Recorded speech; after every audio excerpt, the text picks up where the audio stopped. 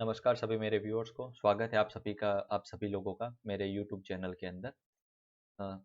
तो अभी ये हमारा वीडियो है जो हम हर वीक शूट कर रहे हैं, जिसके ऊपर मैं वीकली एनालिसिस करूंगा और आपको बताऊंगा कि मार्केट में क्या हो सकता है। लास्ट वीक भी हमने बोला था कि अगर किसी को शॉर्ट करना हो तो मैंने एक शॉर्ट कॉल दिया था, और वो भी मैंने बोला था कि अगर यही लेवल आता है तो ही आप शॉर्ट करना, अदरवाइज मार्केट को शॉर्ट मत करना। ऑल टाइम हाई पे है, ये मार्केट ऊपर ही जाएगा और ये बहुत ऊपर जाने वाला है, और मैंने ये क्लियरली बोला था।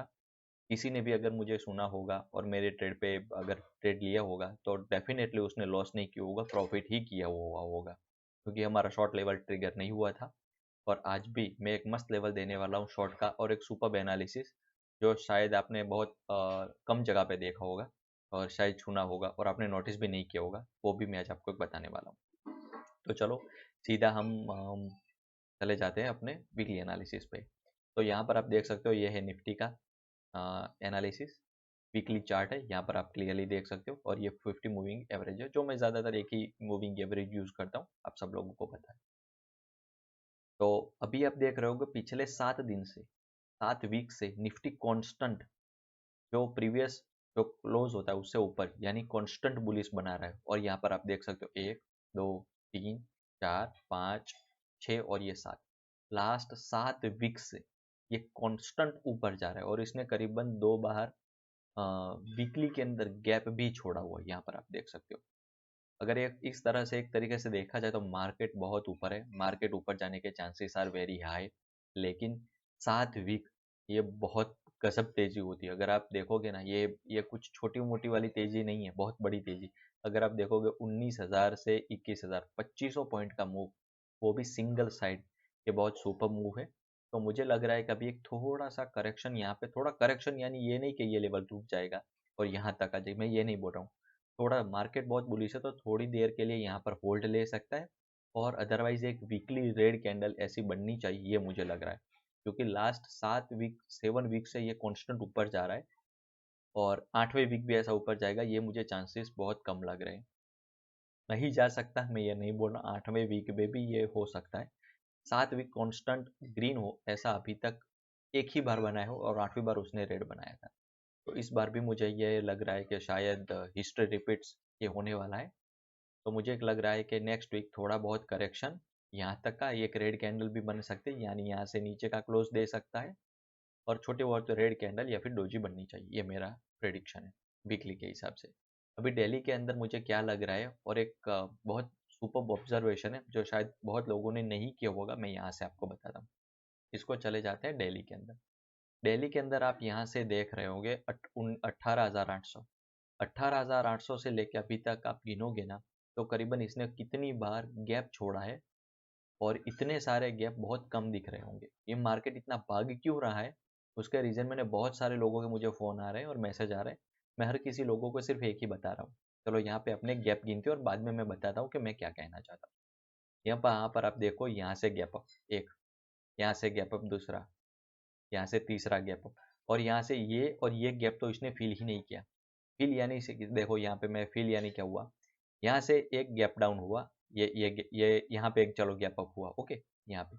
और इसने नेक्स्ट वीक या बहुत टाइम बाद इसने ये गैप को कवर किया, यानी गैप फिल हुआ, ओके, इसको बोलते हैं गैप फिल। तो यहाँ पर एक गैप अप हुआ, यहाँ पर एक फिर से गैप अप हुआ, और ये दोनों गैप अप, अभी इसने जो गैप अप हुआ उसने फिल नहीं किया, नहीं, मार्केट अभी तक इतने नीचे नहीं आया। देखो यहाँ से एक तीसरी बार हुआ गैप अप, लेकिन इसने गैप फिल किया, ओके। तो दो, ये तीसरा गैप अप, यहाँ से चौथा गैप अप, पांचवा गैप अप, ये छठा, ये एक बहुत बड़ा गैप अप हुआ था जो इलेक्शन टाइम हुआ था, ये फिर से यहाँ से गैप अप हुआ, जो थोड़े माइनर पॉइंट की वजह से, बहुत छोटा पॉइंट है लेकिन फिर भी एक गैप अप हुआ जो इसने फिल नहीं किया था। यहाँ पर एक गैप अप हुआ था जो इसने फिल कर दिया, और यहाँ पर गैप अप, और यहाँ पर करीबन 19,800 से लेके अभी तक इसने करीबन 9 बार गैप अप हुआ है, और 9 बार इसने गैप फिल नहीं किया है। तो ये बहुत सुपर वाली तेज है, यानी जितने भी लोगों को लग रहा होगा शायद नीचे आएगा नीचे आएगा, लेकिन ये हर बार गैप अप होता है, लोगों को ट्रैप करता है और मार्केट ऊपर चले जाता है।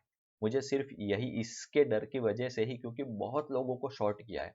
मैं जितने भी मार्केट में बहुत सारे लोगों से बात कर रहा हूँ, हर किसी का एक ही मानना है कि अभी ये गैप अप हुआ, ये नीचे आएगा, लेकिन हर बार ऊपर चला जाता है, और बाद में हर लोग ऊपर शॉर्ट करते जाते हैं। तो इसकी वजह से ये थोड़ा मुझे लग रहा है कि अभी थोड़ा सा रिट्रेसमेंट होगा, थोड़ा सा नीचे आएगा, अदरवाइज यहाँ पे करेक्शन करेगा। मैं ये नहीं बोल रहा हूँ कि नीचे आएगा ही आएगा, मैं सिर्फ दो लॉजिक की वजह से बोल रहा हूँ कि नीचे रेड कैंडल बन सकती है, थोड़ा नीचे आ सकता है। उसके दो ही रीज़न मैंने यहाँ पर आपको बताया।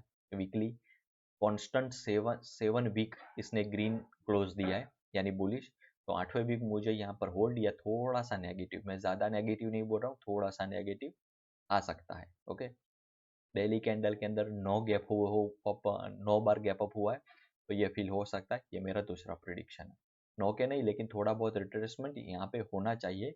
और 9 बार गैप अप हुआ है यानी ये बहुत तेज़ी है और बहुत शॉर्टर्स को इसने ट्रैप किया है, तो इतने आसानी से ये ज़्यादा नीचे नहीं आएगा, क्योंकि जितने भी शॉर्ट्स वालों को जितना भी उन्होंने शॉर्ट करवाए ना, उन सभी को एक बार तो कटवाएगा ही कटवाएगा। ये ऊपर जाएगा, बाद में ही नीचे आएगा, अदरवाइज यहाँ पे खेलेगा थोड़ा बहुत टाइम तक। लेकिन जितने लोगों ने भी बहुत लंबे समय से शॉर्ट करके बैठे ना, उनको इजीली उतना छोड़ेगा नहीं ये मार्केट। चलो अभी चले जाते हैं बैंक निफ्टी के अंदर। बैंक निफ्टी वीकली भी आप देखो, सुपर ग्रीन बन रहा है चार्ट, ये 3 कैंडल तो यार क्या सुपर कैंडल बनी है। डेली के अंदर भी देखो, यहाँ पर भी बहुत बड़े गैप अप हुए हैं, तो मार्केट बहुत बुलिश ही है।